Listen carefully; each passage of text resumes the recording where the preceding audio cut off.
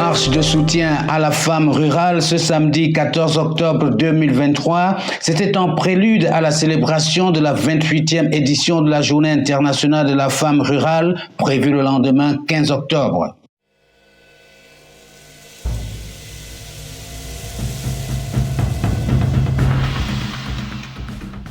Il est 6h52 32 secondes quand le décor s'implante au pont bascule avec les participants venus à la marche. Bienvenue à la journée mondiale de la femme rurale.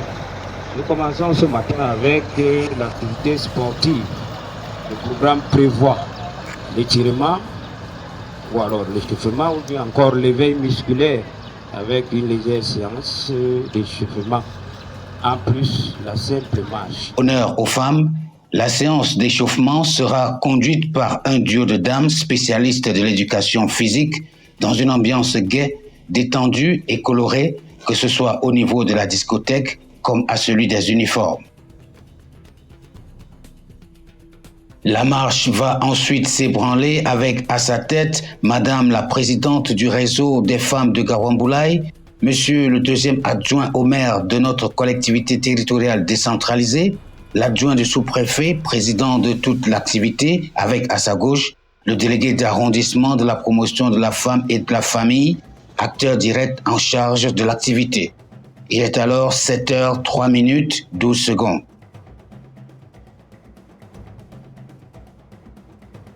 Le parcours devenu mythique est suivi sous l'encadrement des forces de maintien de l'ordre du pont bascule au carrefour Africam pendant 25 minutes.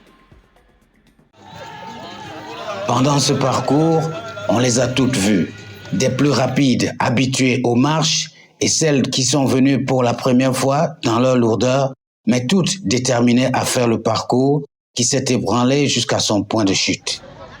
Sur place, reprend une dernière série de relaxations dans une ambiance cadencée par un ancien succès qui continue de faire son temps.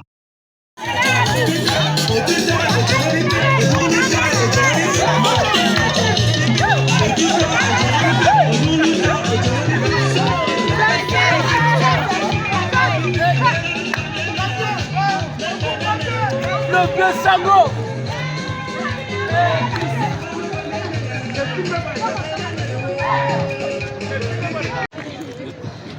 Monsieur le sous-préfet, monsieur le maire, chers partenaires au mouvement,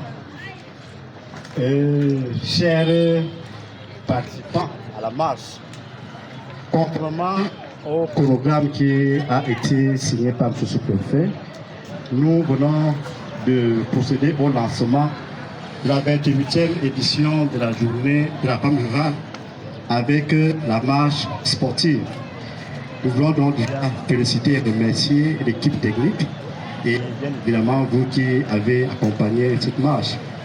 Et comme cela a été relevé tout à l'heure, nous aurons une rencontre sportive de Rennes à la plateforme telle que le président de cette commission vient d'annoncer. Et demain, nous allons tous nous déporter du côté de Mbonga, le quartier qui a été choisi pour abriter la célébration de cette édition.